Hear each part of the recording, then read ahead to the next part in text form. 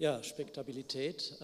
Dear colleagues, friends, ladies and gentlemen, I prepared words for this moment, but I must say this is a moving moment, a very touching moment. So let me forget about these words, the words I don't find really. But it's also a moment of great happiness. Being chosen as also is for this prize, for the Richard Musgrave Lecture, is a source of great happiness. Recognition and friendship are, as we know, two of the most important ingredients for a happy life. And I see a great many friends in the audience today, and I have received more recognition than I could imagine, really. The only drawback of this is that I will disappoint the expectations which have been set by Clemens and Ms. Vice President. But as Mick Keane said at this occasion some years back, at least friendship will remain after that. So to present a lecture with Richard Musgrave's name is a very special event. He shaped our field. The topic of my talk, which is Brothers in Arms, Theory and Experimental Evidence on Alliances, is actually closely linked to one of the major topics of Richard Musgrave's work. The title is a bit difficult to grasp immediately what is behind the title, but one of the big topics in Musgrave's work was the provision of public goods. In his 2008 paper entitled Public Finance and the Three-Branch Model, Richard briefly revisited the early history of ideas on public goods. And it becomes evident that the theory at that time, also his major contributions to that, were largely focused on the normative perspective, what should be, and what is the difficulty to reach what should be. It took some ideas of people down the road, essentially, and actually a keynote lecture by Geoffrey Brennan a couple of months ago made this very clear, that this history of ideas developed further after Samuelson and Musgrave's seminal contributions on the normative theory of public goods. And thinkers like Mansur Olson and others in line with him identified the second side of this theory, which is a positive theory of public goods that basically asks what happens if there is no almighty and sufficiently strong government that can provide for what would be normatively the right amount of the public good. My talk is mainly located in this framework of positive theory of provision of public goods. That is, it is in a world in which the almighty world government doesn't exist, when smaller territorial governments fight things out with each other. But nevertheless, when public goods emerge, in particular when governments come together forming an alliance. The public good in an alliance is that you contribute to something that the whole group inside the alliance benefits from. So it's a different type of public good, but it very much conforms with what Samuelson or Richard Musgrave would have perceived as being a public good. The work I'm going to present emerged over years in a research project that was conducted together with many friends and colleagues, and I would like to thank a few collaborators in particular. Some of them are in the room. I thank Louisa Herbst, Shangsha Ke, Dan Kovanok, Wolfgang Leininger, and Florian Morat, and others which I don't name at that moment, but this group of people at least also explicitly appears in some of the papers I'm going to look at. Well, now let me go to this picture. You will immediately recognize the persons on this picture. It's a very famous picture: Churchill, Roosevelt, Stalin. The picture was taken at the end of the Yalta Conference. These three leaders represent what is usually called the Great Alliance. So this brings it to the topic of my talk. a group that had a common goal to beat the Axis, another alliance. And they formed this alliance for the purpose of this specific goal. They had not much else in common. I mean, if you think about their individual goals, this was basically what they had in common. And I'm coming back to that. This is not a talk about the Great Alliance and about Second World War, etc., but I take the Great Alliance and its fight against the Axis as a motivating illustration for the analysis of a more generic alliance problem, a problem that emerges as well and less prominently maybe in many other contexts. And before starting with this, with outlining the generic problem, let me give you the roadmap of the talk. So I will first talk about the theory of alliances. How do they function? What are their key problems? What are the strategic problems emerging if people form an alliance? If you have seen these problems, you will wonder, why is there an alliance, given all the problems this creates? So you have to have some answers about why, nevertheless, alliances are formed. They are quite frequent. And if you see the problems that come with the formation process of alliances, then you are kind of surprised that they exist. And then this sets kind of the stage for the experimental work we have done on alliances. It generates a number of theory-guided questions which can be answered in the laboratory. It would be nicer, I'm not sure whether it would be nicer to answer them in the real world. It would need a lot of violent conflict in the world and you need a lot of observations and independent observations. And people try to do kind of political economy or political science on international conflict, but it's a very messy area, very poor data, no really truly independent observations giving the dynamic process of history and so on. So the laboratory is actually the best you can get if you want to approach this topic. It's not perfect. I'm not claiming it's perfect, but let me tell you what we did. But first, so after that I come with some conclusions. But let me start with a generic problem, which can be distilled from this problem between the Great Alliance on one side and the Axis on the other side. The generic problem is you have at least three people, three players. This you need to form an alliance between two of them and not making the problem trivial. So you have three players, A, B, and C, and they fight about a cake. That's what in the middle here. And the fighting takes place by what is, theory speaking, called a contest. It is an activity in which each player can expend effort, where this effort makes it more likely that this player is going to win. So this cake goes to someone in the very end, and you can, if you are A, B, or C, you can improve the conditions by which it goes to you. And the efforts are denoted these little X's with the subscript for the player. So think about the Great Alliance. There are more people than three involved, but suppose you have, say, Russia and the West, East and West on one side and the Axis in the middle. Then another issue is that who actually forms this alliance?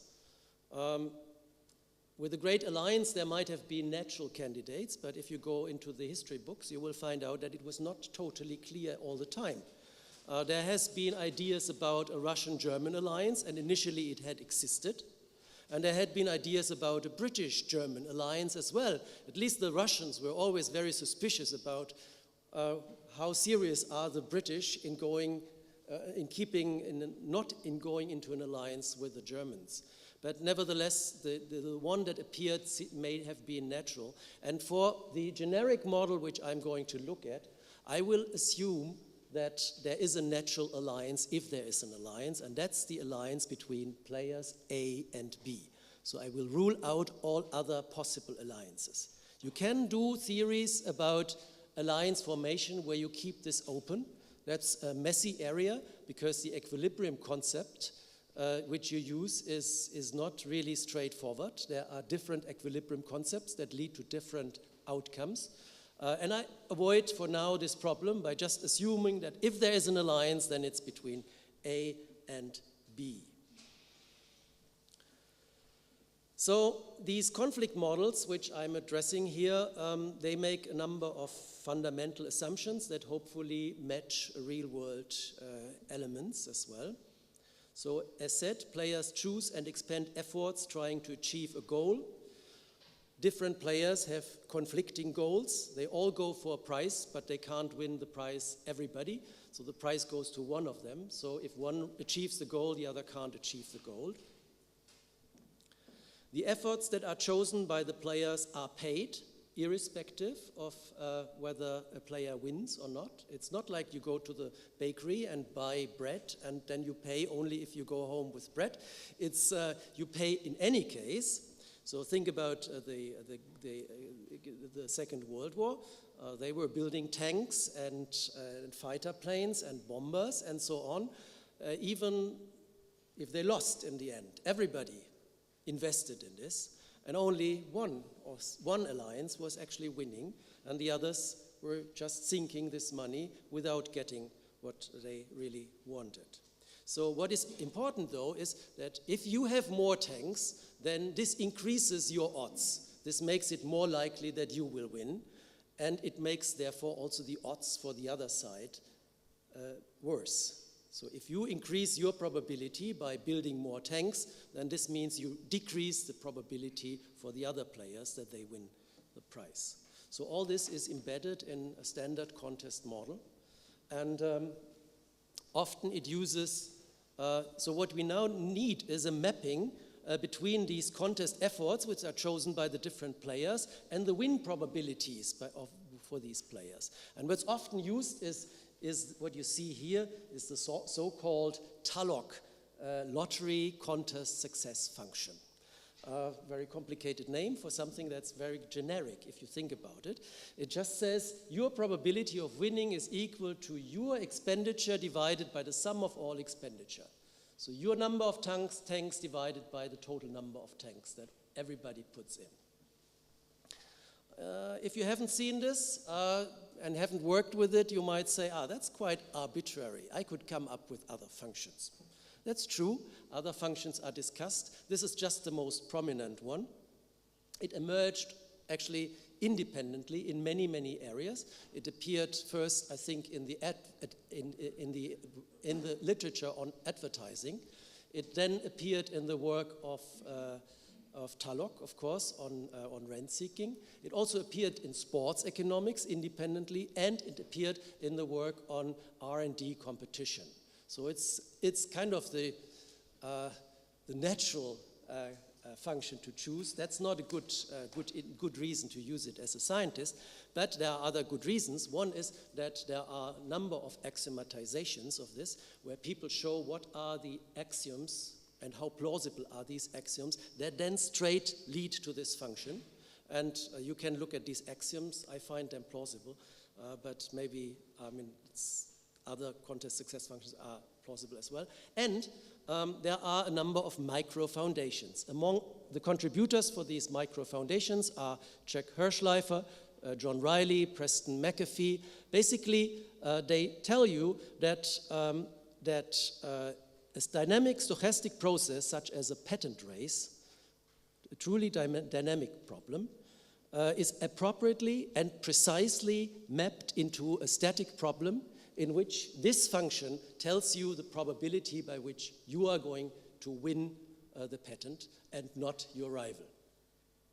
So, having established the main building blocks of a contest, I know this is kind of a concept that's not universally spread out, not yet. We can ask, what is the benefit and cost of A and B forming an alliance in this situation? What does it actually mean? Well, the first thing is if A and B form an alliance and fight for the prize against C, with the standalone player, then there is strategic problem number one,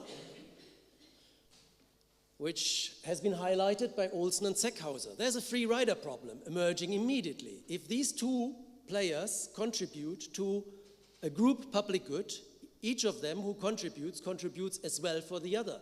So there will be under provision of this public good, typically, in the equilibrium. So each of them might free ride on the other. That has actually generated a lot of attention in economics. I wrote down only a couple of contributions that address this issue. So Olsen and Seckhauser's paper was actually an empirical paper and looked at defense alliances and showed who contributes much and how does this relate to the GDP of these countries and so on. But it's a serious problem. So why would you voluntarily enter into a free rider problem? But that happens if you enter into an alliance.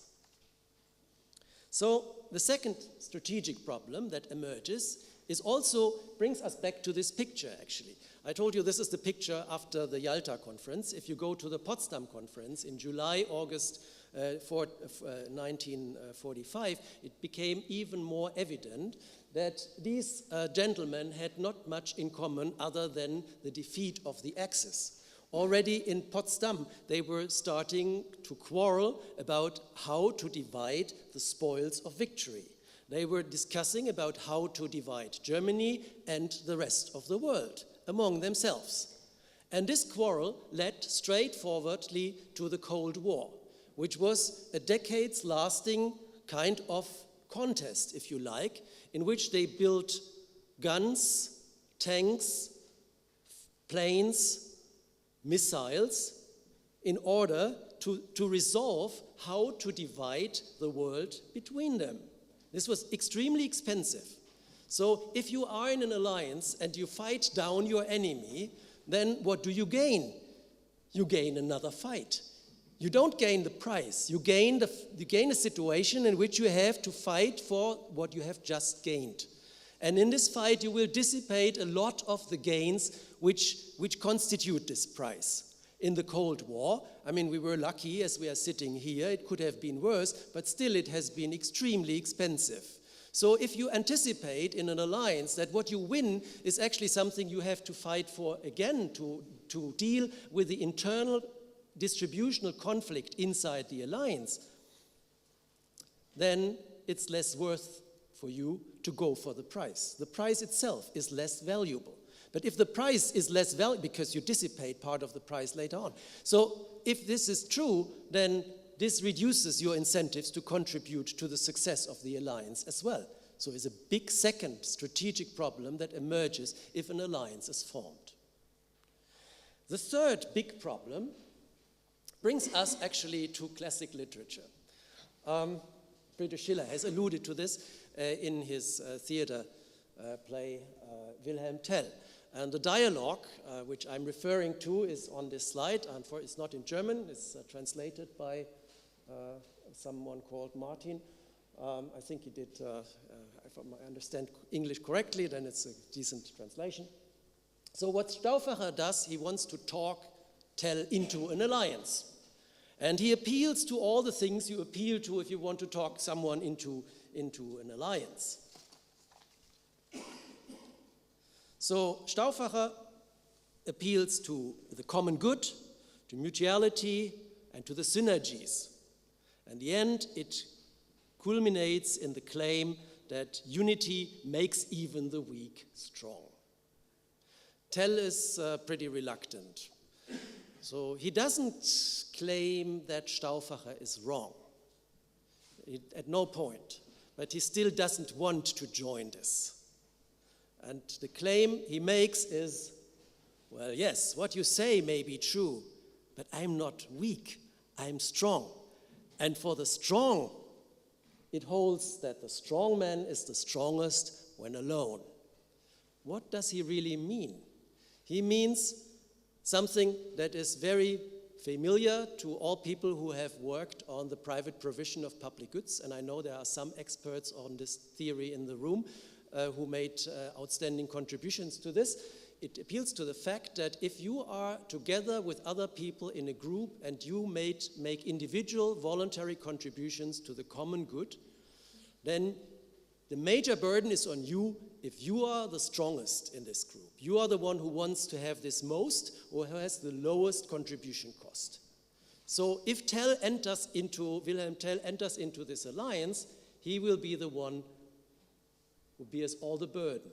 And Stauffacher will be the free rider in this. So this is why Stauffacher wants to have him in, and why Stauffacher wants to have an alliance, and why Tell is clever enough to say, no, that's actually maybe a good idea for you, but not for me. So there is a third important strategic problem in the formation of alliances.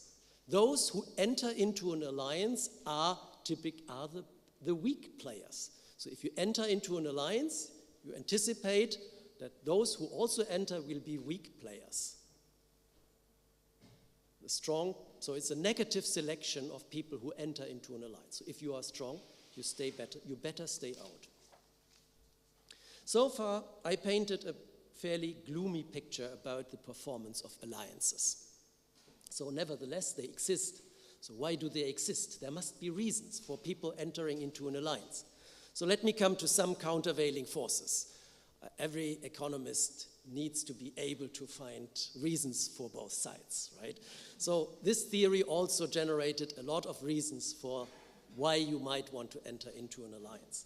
And the candidates that come up are the natural suspects, really, if you think about other areas in economics. The first one is synergies. You know, the whole is more than the sum of its parts. So basically. And there are good reasons to believe that that might hold for alliances as well. So to give you a flavor of these reasons, synergies, yes, they come in two parts. Overcoming the free rider problem, this you have to do by synergies. And the second one I'm mentioning in a second. So how can you overcome the free rider problem? Well, the usual suspects emerge.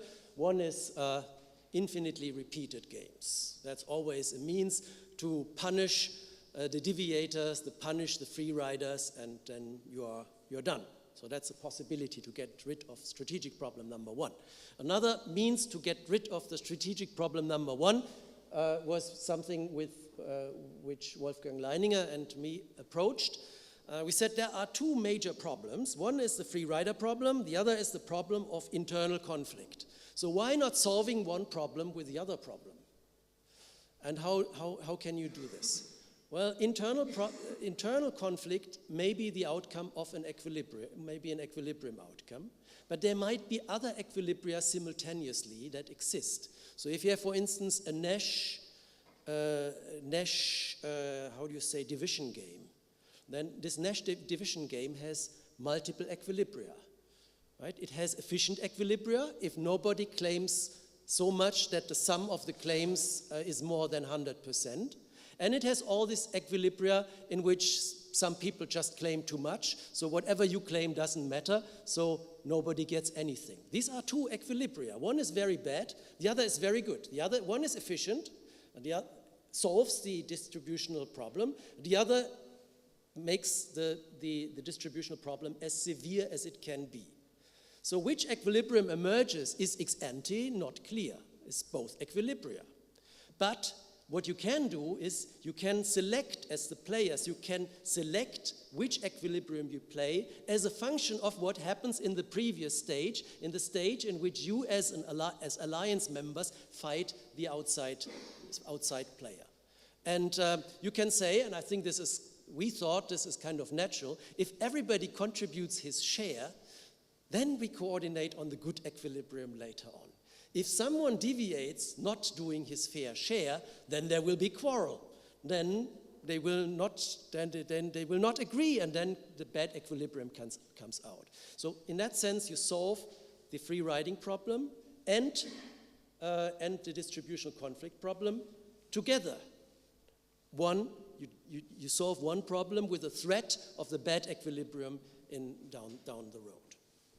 And there are other means to do this. You can actually design the contest sufficiently cleverly such that the efforts of people become perfect complements. So then you also escape from the free riding problem.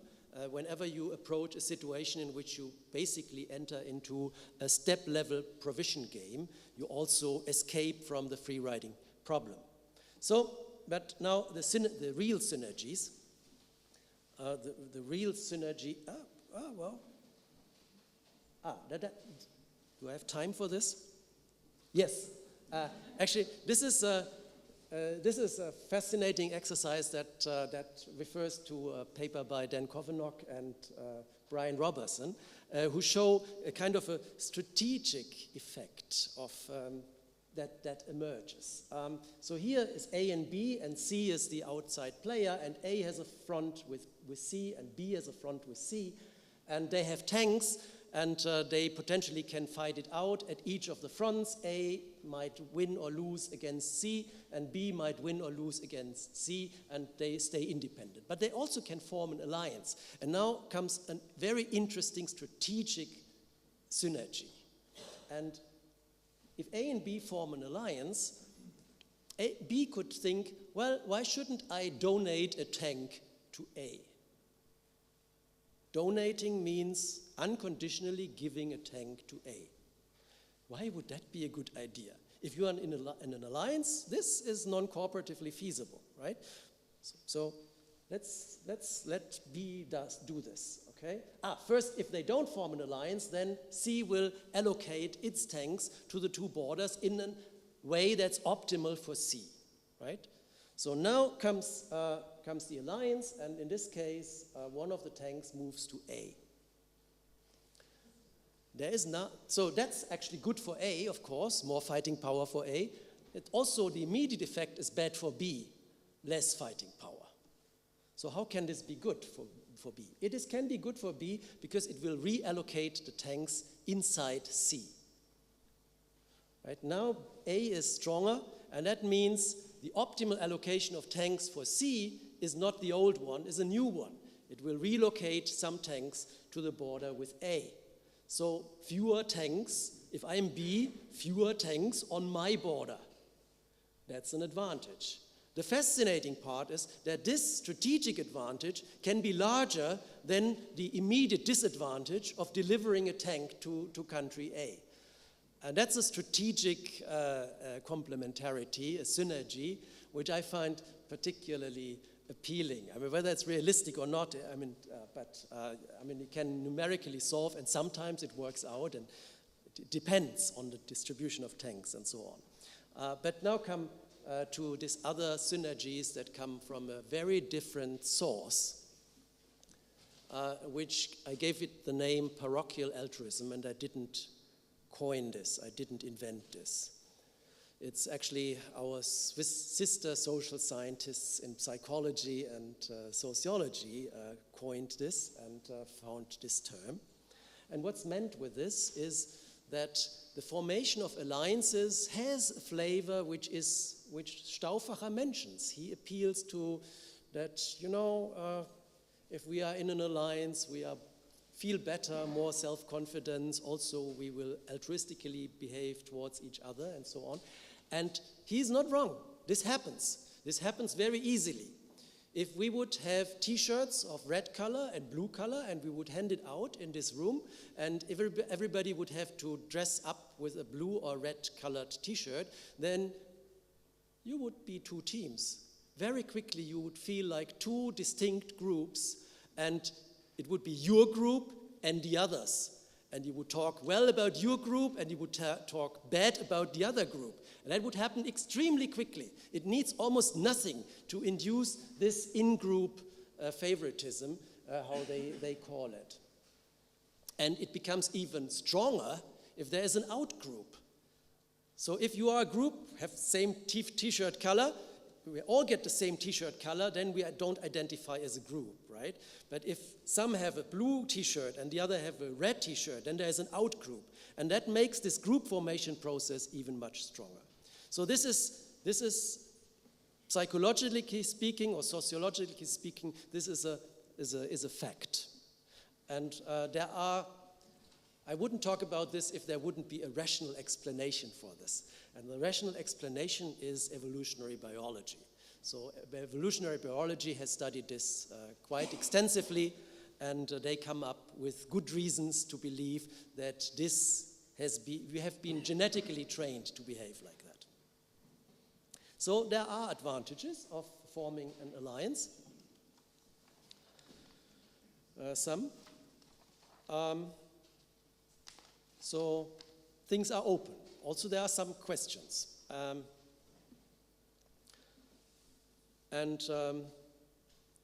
I come to the empirical part, the experimental part, before I do this and raise the questions which we tried to answer in these experiments, let me make two remarks. One remark is, I will not go into a discussion about external validity. What we do in the laboratory,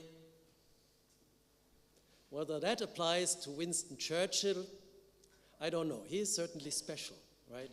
So as Bruno Frey said when he passed, I got this story, I'm not sure it's right, but I'm not sure whether I actually got it for him. But when he passed the lab entry in Zurich, and there were these people waiting for the next round of laboratory experiments, he would say, these are all CEOs. They are not, of course not. They are different. They are just students. So there is a selection going on, and people who become Stalin or become Churchill or become Roosevelt are selected according to whatever filters. I don't know what kind of filters, and I'm not claiming they are particularly good or bad or whatever. I'm just saying they are not ordinary people. So we can't rely on what comes out from the experiment to be sure and apply this straightforwardly to international politics. But on the other hand, it's probably the best what we can have, and at least we can design experiments in a way to concentrate on a generic problem under very controlled conditions, and that's the legitimate reason to do this. The second is, I will not consider the role of technological synergies here. So all the tanks shifting and so on, and all this will be removed from the picture. So I will enter a world in which the three strategic problems are there and nothing else. So the free rider problem, the self-selection problem, and the distributional conflict inside the alliance in its most brutal fashion, in some sense. So this is the way we design the experiments, and then find out maybe about parochial altruism and these kind of things. So the 5 questions I'm going to address. So in the laboratory, in the theory we know, but in the laboratory, does the possible future internal conflict reduce team effort? So if we run one world in which the conflict is over once the alliance wins, and they just divide the pie between them, and we compare this with a world in which if the alliance wins, they have to fight it out how to allocate this prize among themselves. Would it be true that the alliance members spend less effort if they know they have to fight it out later on? From a theory point of view, this is clearly what we should observe. From an experimental point of view, it's not clear. They have to be clever. They have to understand subgame perfect equilibrium, basically, which is not a trivial concept. Second, the brothers in arms, the alliance members, they just won. They were beating the Axis, right? And then they started quarreling about how to allocate the world between them. They just rescued their lives mutually, not literally, but more or less in some situations. Where the word comes from, brothers in arms and so on, they actually rescue their lives mutually from time to time. And now they win, and now this is the prize. But how to allocate it? Each of them wants it. Now they start fighting against each other. How hard do you fight against your former brother in arms? He just rescued your life, and you rescued his life. Are you willing to fight as heavily as among strangers for this prize? It's not clear. So this parochial altruism that emerges inside the alliance, does it survive once the alliance has done its purpose? That's a really, truly empirical question, I think. And Okay, I can give you a partial answer. I can give you certain conditions in the laboratory when the outcome is such, as you will see in a second. The third, so suppose we make it a choice for the former brothers in arms whether to accept a given division rule, say egalitarian, 50-50, or they want to struggle, they want to fight it out. Now we would say, you know, they rescued each other's life. Why should they start, why should they start wasting effort? 50-50 is fair enough. Let them go for this. They don't have to hurt each other. Everything else is worse. It's Pareto inferior. And in addition, you have to fight your former brother in arms. But it's an empirical question. We can bring this to the laboratory. We can give them the option, the winning alliance, we can give these players the option whether to take a fair division or to start fighting. And you can make an idea in your mind about what is the answer to that question. So the fourth question I'm going to address is, do we find team effort in line with parochial altruism if alliances are formed endogenously? So in the first three questions, we will form this alliance exogenously. We will tell A and B, you have the same t-shirt color. You are in an alliance. But now, for the other two questions, I will make this an endogenous choice. A and B choose whether they want to enter into this contest as standalone players, 3 standalone players, A, B, and C, or whether A and B wants to enter into an alliance. We ask them, and they get what they want. If they want different things, we have to see how we resolve that problem. Are these alliances that are formed voluntarily, is there more parochial altruism? Are they behaving nicer to each other than alliances that are exogenously formed? Here we have a clear hunch, because we have a lot of literature on the formation of groups and contributions to the group public good. And where we know that it induces more parochial altruism in a standard public good game. So why shouldn't this be the case if the public good is alliance fighting contributions? And then, and I think this is, I find the question I liked most is the question, is there self-selection? If people enter into an alliance or not, and it's their choice, is it like in the Tell-Stauffacher situation that the strong player says, no, thank you, and the Stauffacher, the weak fighter, says, please, let's go into an alliance, it's great. And we will see what happens, and there it will be the difficulty to identify what does strong and weak actually mean, and how do we measure this in order to find this kind of self-selection. So let me go into this. There is a large literature on experimental contests, also group contests, and I will be unfaithful to all my colleagues in this field by just citing a recent survey on this. Most of these contributions are done by this guy in any case, or his co-authors. He is enormous. I think he wrote something like, he's very young, but he wrote something like between 50 and 100 papers. But if he sits in a conference, he writes on his papers. So that's the downside of it. But he's really prolific. I rather jump to our studies, 3 studies. The first study is joint work with Shangsha Ke and Florian Murat, and it takes this generic framework. A, B are forced into an alliance, and they fight against C. And in one treatment, in one situation, if C wins, he goes home with the prize. If A and B win, they just split it evenly between them. No later fighting. We just switch off the internal conflict problem. And the alternative treatment is if A and B wins, they have to fight it out. They are forced to fight it out. And what we want to see, we want to address this first question. How does this affect their contributions inside the alliance to making their alliance win? So this is how they fight it out.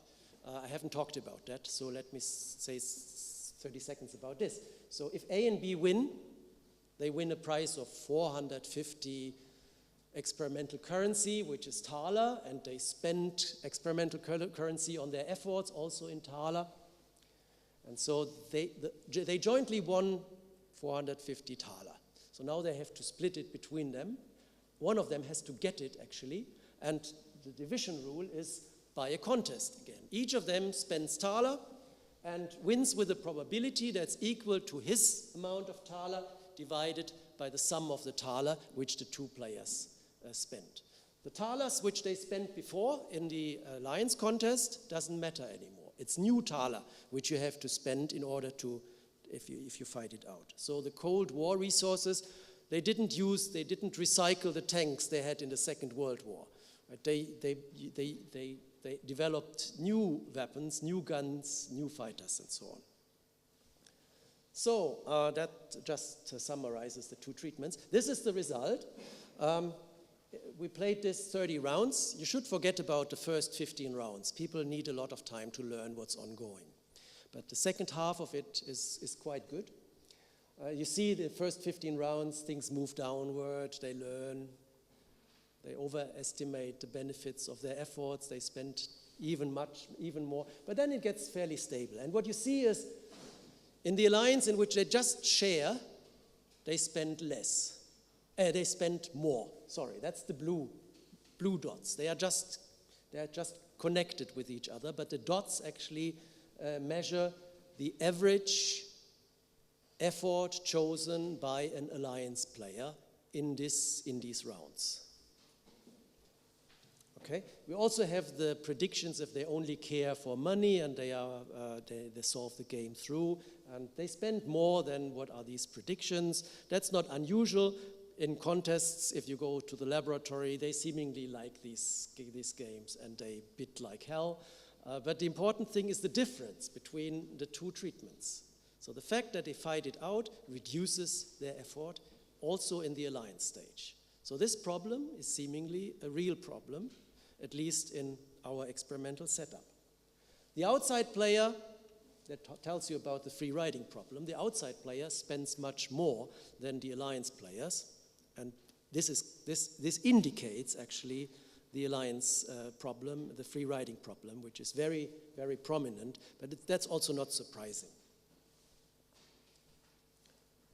So the next question is, in this framework, we took the victorious alliances and we broke them up into two players and said, well, you won 450 Thaler jointly, now fight it out. You have to fight it out. One of you gets it, and it depends on the amount of effort which you expend now. Okay, so, but what's the benchmark? They spend money, they fight. But what's the benchmark? We want to know whether the former experience of being brothers in arms makes them reluctant to spend much, whether that actually reduces their spending. So the benchmark is players who have not been brothers in arms before. So invite people from outside who have no fighting history as alliance members and let them play this game as well, and then compare what they do with what the former alliance members do. And what you find is the former alliance members, this is the red dots, they spend more. They fight it really out. It's very significant, one of the most significant results we have. Several possibilities. I mean, one is there's a positive selection of people who win. But nevertheless, you would have expected that they are more kind to each other than they actually are. Yeah. So that's the second question. There's also regressions on this that tell you that the former fighting experience as brothers in arms increases their average effort by 41, where the baseline is 170. So it's a quite significant additional amount of effort which they spend in comparison to people without fighting history, without history as brothers in arms. So next, we broke up this game a little bit in between stage one, the alliance stage, and stage 2, where they have to fight it out. And we give them the option to choose whether they want to fight it out or whether they want to take an even split. Brothers in arms are offered an even split or to fight it out. The natural answer would be they never fight it out. If they fight it out, they almost, given the way they bid, the amount of effort they choose, they almost dissipate the full price. So why would you do this if this was your colleague with whom you just won a prize? This is what they do. If you offer them a symmetric split, then 14% of people actually go for the fight. That's not, I mean, fighting is so crazy in this environment that you would not expect anybody to go for fighting, and not brothers in arms in any case. But 14% of them actually, they want to fight it out. You can say this is maybe a laboratory result. This is for the fun of the play and they want to continue, who knows. What you can do is, what we missed at that time, we missed to compare this with a situation in which they were not brothers in arms and had to make this choice. But more recently, Luisa Herbst and Florian Morat and me have done another paper in which we are looking at some very different things. And the framework is not totally comparable, but in this framework we have a similar situation. We have people who have almost the same fighting efforts, fighting cost, but they can choose between fighting it out or taking an even split. So the even split is, of course, the best you can do, given that you are so close to each other, but they have no fighting history, so that's this counterpart. And they have a tiny little bit of asymmetry in their fighting capacity, and that creates a huge difference in their willingness to fight it out. So the stronger player wants to fight it out in 29 of 100 cases, and the weaker player wants to fight it out in 9% of all cases. On average, they want to fight it out with roughly 18% of all cases. So 18 compares to 14, so it's a bit more, but it's also a different environment. We cannot make sharp conclusions. We should make another experiment that really clears this problem. But what it shows is, if you don't have this joint fighting history, the number is not so in a totally different ballpark. It's more likely that this joint history as having been brothers in arms disappears from your radar. Job is done, transaction-oriented, as we are nowadays, rather than relation-oriented. This is what people claim in the investment in investment banking, that there has been this shift from relationship-oriented dealing to transaction-oriented dealing. Past doesn't matter, the deal matters. So this is how they behave here as well. So, and they spend a lot if they fight. They should spend something like 112 if they only go for monetary rewards and solve for the Nash equilibrium of this. They choose quite substantial amounts. I haven't talked about the right bar. The right bar is if we don't give them an equal split, we offer them a 30-70 split. And you should expect a bit more fighting and so on, and that happens.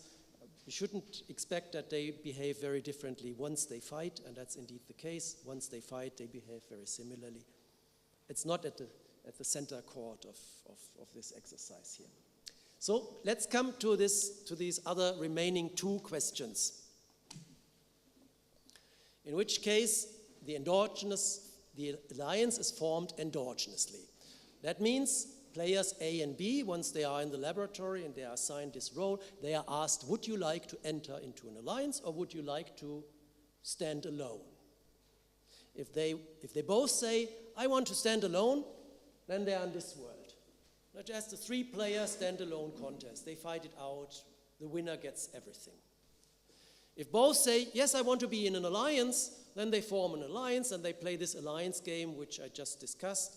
where A and B sum up their efforts and compare it with the total effort in order to find out whether the alliance wins or whether the outside player wins. So what happens if A says yes and B says no, or vice versa? Well, in reality, it takes two to tango, so the alliance would not be formed.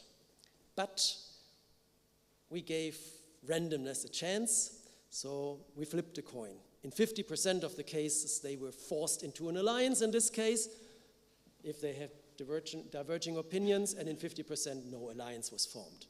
We also made sure that doesn't make a big difference by changing the rules. We had a treatment in which we followed the it takes two to tango rules. But in this rule, with this 50% flip, we get interesting data because we get alliances which are formed in which one player wanted to be in this alliance and the other player did not want to be in an alliance. And that gives us very interesting data. And that data allowed us to concentrate on this self-selection question. So, but before I come to the self-selection question, which is also pretty much the end of it, I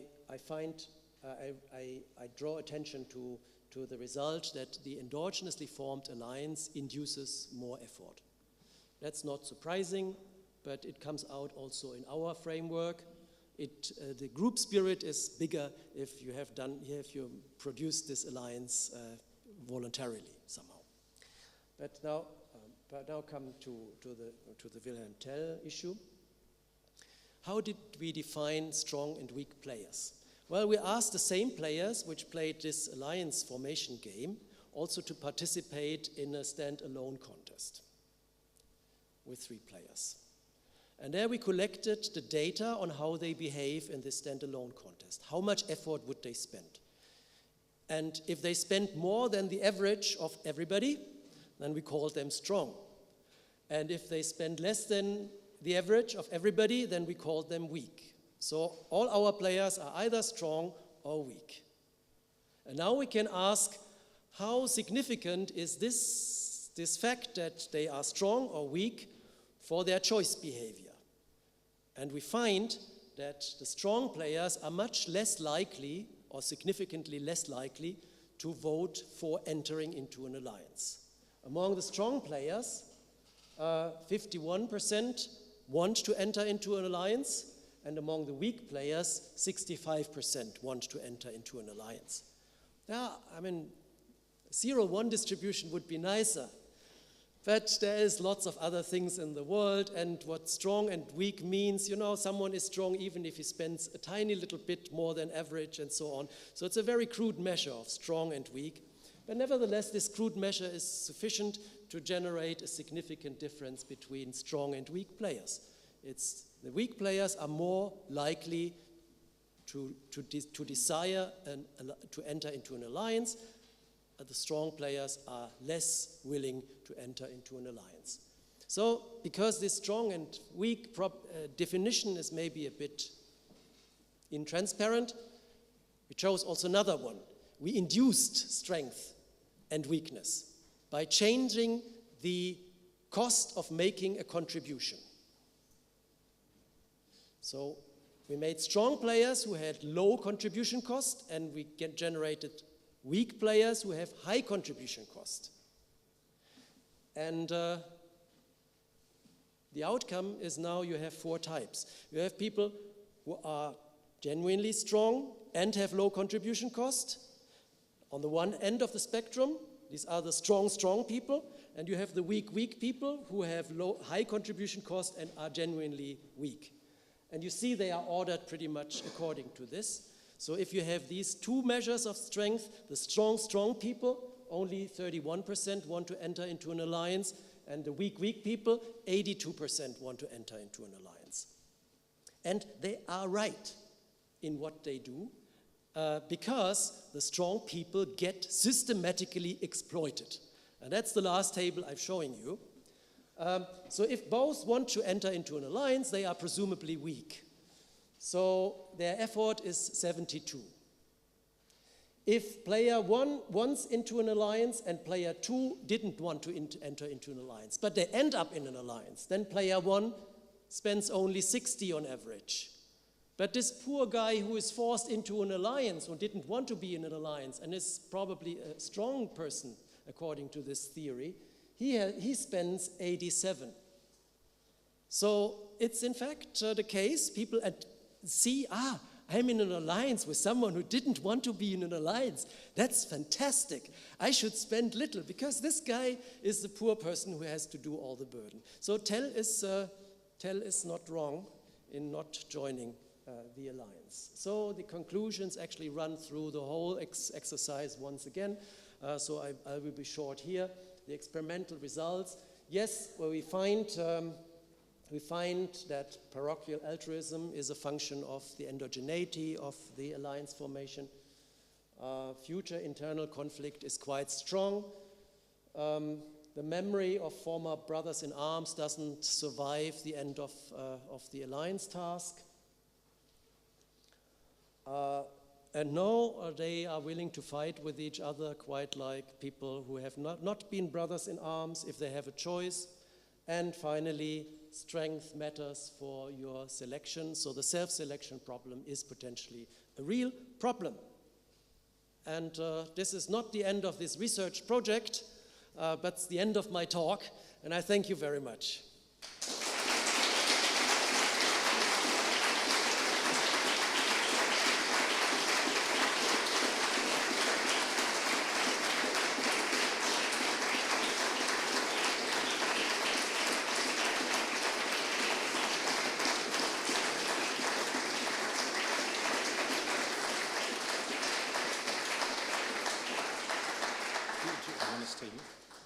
Thank you very much, Kai, for these fascinating insights. So I think we have a few minutes for 2 or 3 questions, if there are.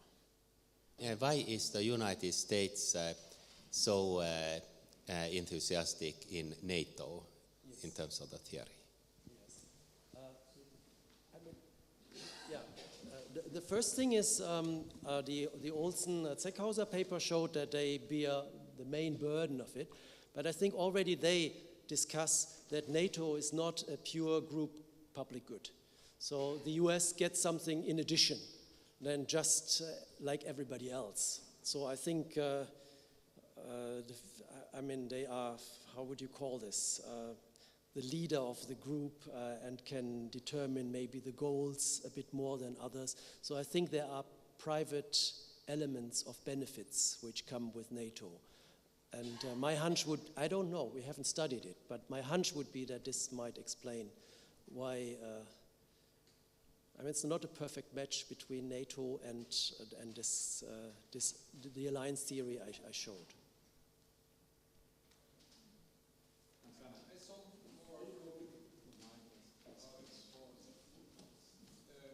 I saw more similarity with the Euro, to be honest.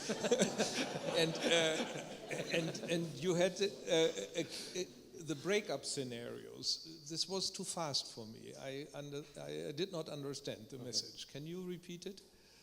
So, and what does it imply for the Euro? Oh. Yes. What you could claim is that something that is very difficult to get in line with full rational behavior, in the sense that some people want to fight it out rather than take the Pareto optimal and fair distribution of the price.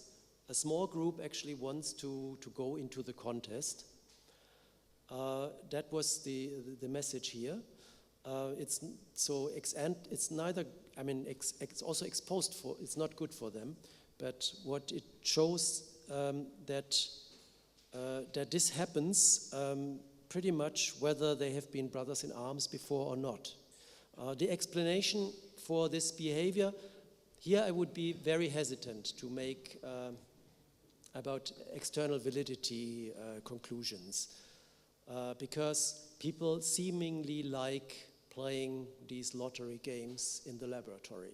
So there is some fun in doing this. And if the game is over and they can't fight it out, then the game is over. They go to the next round. Okay, they have 30 rounds to play this, but maybe they are even more eager to play this. It must be only a small fraction. It must be only 15% to explain this outcome. Go back to the last transparency. Yeah.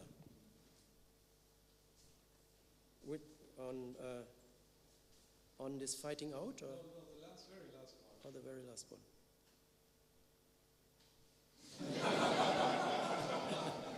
This one?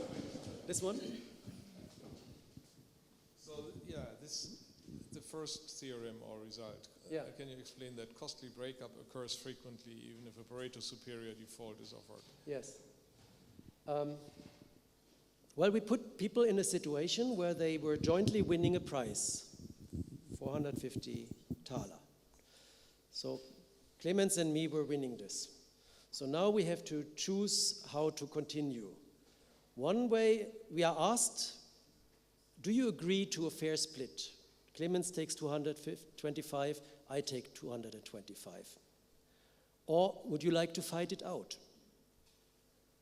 Fighting out means the size of the cake stays the same, but we have to fight about it. So Clemens will spend 150 Thaler and I will spend 150 Thaler in order to win. We win in equilibrium with the same probability. So one of us will get 450, but we have spent an additional 300 Thaler. So in expectation,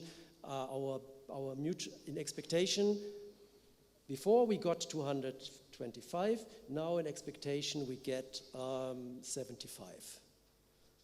So we can do this if we say no, we don't want to share, we want to fight it out. And it's surprising that people want to do this, but some people want to do it. 14%, even if the split is fair, want to fight it out. That was the result.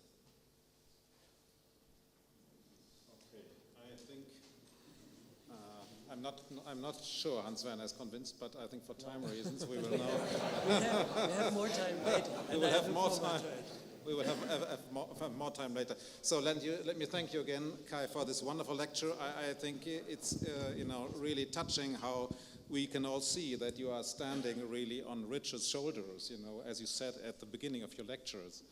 So Richard's interest in the provision of public good, and I think your work, which I believe has interested you your whole life, the private provision of public good, really builds on the shoulders of Richard's work.